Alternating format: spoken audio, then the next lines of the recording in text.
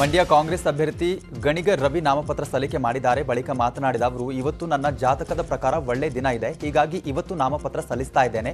ಜೆಡಿಎಸ್ನಿಂದ ಯಾವುದೇ ಅಭಿವೃದ್ಧಿ ಆಗಿಲ್ಲ, ಈ ಬಾರಿ ಜನ ನನಗೆ ಆಶೀರ್ವಾದ ಮಾಡ್ತಾರೆ ಅಂತ ಹೇಳಿದ್ದಾರೆ. ಐಟಿ ದಾಳಿ, ಜಿಎಸ್ಟಿ ದಾಳಿ, ಚುನಾವಣಾಧಿಕಾರಿಗಳ ದಾಳಿಯಾದರೂ ಕೆಜಿಎಫ್ ಬಾಬು ಡೋಂಟ್ ಕೇರ್ ಅಂತಿದ್ದಾರೆ. ಇಂದು ಸೌತ್ ಎಂಡ್ ಸರ್ಕಲ್ ಬಳಿ ಆರ್ಒ ಕಚೇರಿಯಲ್ಲಿ ಪಕ್ಷೇತರರಾಗಿ ನಾಮಪತ್ರ ಸಲ್ಲಿಕೆ ಮಾಡಿದ್ದಾರೆ. ಈ ಹಿಂದೆ ಕೆಜಿಎಫ್ ಬಾಬು ಕಾಂಗ್ರೆಸ್ನ ಟಿಕೆಟ್ನ ಆಕಾಂಕ್ಷಿಯಾಗಿದ್ದರು. ಇನ್ನು ನಾಮಪತ್ರ ಸಲ್ಲಿಕೆ ವೇಳೆ ಕೆಜಿಎಫ್ ಬಾಬು ಬೆಂಬಲಿಗರು ಭಾರೀ ಸಂಖ್ಯೆಯಲ್ಲಿ ಆಗಮಿಸಿದರು.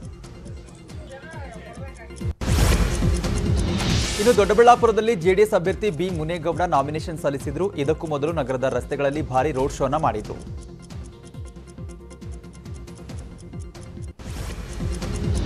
ಇಂದು ಚನ್ನಗಿರಿಯಲ್ಲಿ ಮಾಟಾಡು ಮಲ್ಲಿಕಾರ್ಜುನ ರೋಡ್ ಶೋ ಮೂಲಕ ಶಕ್ತಿ ಪ್ರದರ್ಶನ ನಡೆಸಿದರು.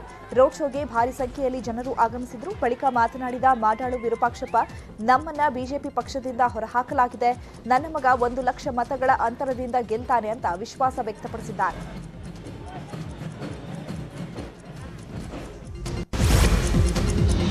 ಕಾಂಗ್ರೆಸ್ ಸ್ಟಾರ್ ಪ್ರಚಾರಕರ ಲೀಸ್ಟ್ನಲ್ಲಿ ಇತ್ತೀಚೆಗೆ ಕೊಲೆಯಾದ ಅತೀಕ್ ಅಹಮದ್ ಬೆಂಬಲಿಗ ಇರೋದು ಬೆಳಕಿಗೆ ಬಂದಿದೆ. ಇಮ್ರಾನ್ ಪ್ರತಾಪ್ ಗರ್ಹಿ ಹೆಸರು ಪ್ರಚಾರದ ಪಟ್ಟಿಯಲ್ಲಿದೆ. ಈ ಹಿಂದೆ ಅತೀಕ್ ನನ್ನ ಗುರು ಅಂತ ಇಮ್ರಾನ್ ಗರ್ಹಿ ಹೇಳಿಕೊಂಡಿದ್ದ. Welcome back. ಉಳಿದ ಸುದ್ದಿಗಳನ್ನು ಒಂದೊಂದಾಗಿ ನೋಡ್ತಾ ಹೋಗೋಣ. ಮಂಡ್ಯದಲ್ಲಿ ಸುಮಲತಾ ಅಂಬರೀಶ್ ಕಣಕ್ಕಿಳಿತಾರೆ ಎಂಬ ವದಂತಿಗೆ ಸಂಬಂಧಪಟ್ಟಂತೆ ಮಾಜಿ ಸಿಎಂ ಎಚ್.ಡಿ. ಕುಮಾರಸ್ವಾಮಿ ಪ್ರತಿಕ್ರಿಯೆ ಕೊಟ್ಟಿದ್ದಾರೆ. ಯಾರು ಎಲ್ಲಿ ಬೇಕಾದರೂ ನಿಲ್ಲಲಿ, ಪ್ರೀತಮ್ ಗೌಡ ಕೂಡ ಎಲ್ಲಿಂದ ಬೇಕಾದರೂ ನಿಂತುಕೊಳ್ಳಿ, ನಾನು ತಡೆಯೋಕ್ಕಾಗುತ್ತಾ? ಇದು ಪ್ರಜಾಪ್ರಭುತ್ವ ವ್ಯವಸ್ಥೆ ಅಂತ ಹೇಳಿದ್ದಾರೆ. ಅಕ್ರಮ ಆಸ್ತಿ ಗಳಿಕೆ ಪ್ರಕರಣಕ್ಕೆ ಸಂಬಂಧಪಟ್ಟಂತೆ ಡಿಕೆ ಶಿವಕುಮಾರ್ ಸಲ್ಲಿಸಿದ್ದ ಅರ್ಜಿ ವಜಾಗೊಂಡಿದೆ. ಹೈಕೋರ್ಟ್ ಏಕಸದಸ್ಯ ಪೀಠದಿಂದ ಆದೇಶ ಹೊರಬಿದ್ದಿದೆ. 2019ರಲ್ಲಿ ಬಿಎಸ್ವೈ ಸರ್ಕಾರ ಡಿಕೆಶಿ ವಿರುದ್ಧ ತನಿಖೆಗೆ ಅನುಮತಿ ನೀಡಿತು. ರಾಜ್ಯ ಸರ್ಕಾರದ ಅನುಮತಿ ಮೇರೆಗೆ ಸಿಬಿಐ ಎಫ್ಐಆರ್ ದಾಖಲಿಸಿತ್ತು. ಜಯನಗರದಲ್ಲಿ ಬಿಜೆಪಿಗೆ ಬಿಗ್ ಶಾಕ್ ಎದುರಾಗಿದೆ. ಜಯನಗರದಲ್ಲಿ ಮಗಳು ಸೌಮ್ಯ ರೆಡ್ಡಿ ಗೆಲ್ಲಿಸಲು ರಾಮರೆಡ್ಡಿ ಫೀಲ್ಡ್ಗೆ ಇಳಿದಿದ್ದಾರೆ. ಬಿಜೆಪಿಯ ಬೂತ್ ಮಟ್ಟದ ನಾಯಕರು, ಯುವ ಮೋರ್ಚಾ ಮುಖಂಡರು ಸೇರಿದಂತೆ 5,000 ಮಂದಿಯನ್ನ ಕಾಂಗ್ರೆಸ್ಗೆ ಆಪರೇಷನ್ ಮಾಡಿದ್ದಾರೆ. ಇವತ್ತು ಸಾಂಕೇತಿಕವಾಗಿ ಜಯನಗರದ ಭೈರಸಂದ್ರ ವಾರ್ಡ್ನ 150 ಮಂದಿ ಸೇರ್ಪಡೆ ಆಗಿದ್ದಾರೆ. ಧಾರವಾಡದಲ್ಲಿ ನಾಮಪತ್ರ ಸಲ್ಲಿಕೆ ಮೆರವಣಿಗೆ ವೇಳೆ ಮಕ್ಕಳನ್ನ ಬಳಸಿಕೊಳ್ಳಲಾಗಿದೆ. ಪಕ್ಷೇತರ ಅಭ್ಯರ್ಥಿಗಳಾದ ತವನಪ್ಪ ಅಷ್ಟಗಿ ಮತ್ತು ಬಸವರಾಜ್ ಕೊರವರ ನಾಮಪತ್ರ ಸಲ್ಲಿಕೆಗೂ ಮುನ್ನ ಜಂಟಿ ಮೆರವಣಿಗೆ ನಡೆಸಿದ್ರು. ಈ ಮೆರವಣಿಗೆಯಲ್ಲಿ ಮಕ್ಕಳ ಕೋಲಾಟ ತಂಡ ಬಳಕೆ ಮಾಡಲಾಗಿತ್ತು. ಕೋಲಾಟ ಪ್ರದರ್ಶಿಸುತ್ತಾ ಮೆರವಣಿಗೆಯಲ್ಲಿ 20ಕ್ಕೂ ಹೆಚ್ಚು ಮಕ್ಕಳು ಸಾಕ್ತಾ ಇದ್ರು.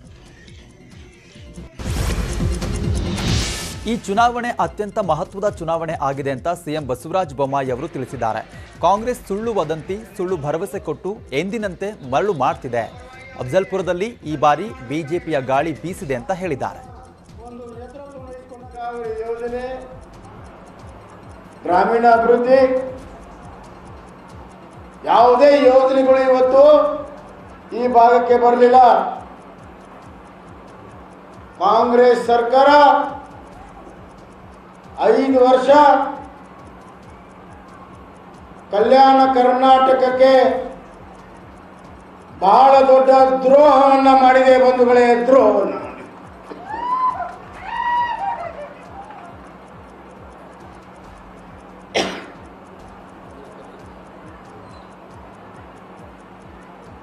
ಕಾಂಗ್ರೆಸ್ ಸರ್ಕಾರದಲ್ಲಿ ಒಂದು ರಿಕ್ರೂಟ್ಮೆಂಟ್, ಒಂದು ಪೋಸ್ಟ್ ರಿಕ್ರೂಟ್ಮೆಂಟ್ ಆಗಲಿಲ್ಲ. ನಮ್ಮ ಸರ್ಕಾರದಲ್ಲಿ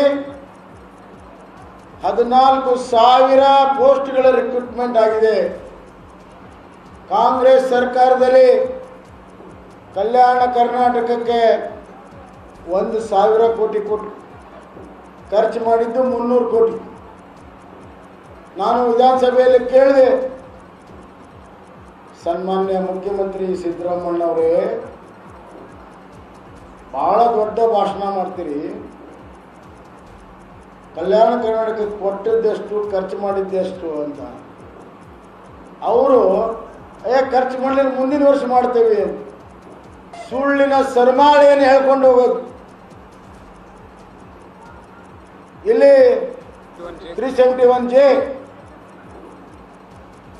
ಎಲ್ಲರ ಒತ್ತಾಯದ ಮೇಲೆ ಚುನಾವಣೆ ಬಂದಿದೆ ಅಂತಂದು ಮಾಡಿದ್ರು ಮಾಡಲಿ ಸ್ವಾಗತ, ಆದರೆ ಅದರ ಉಪಯೋಗ ಆಗಬೇಕಲ್ಲ. ಕಾನೂನು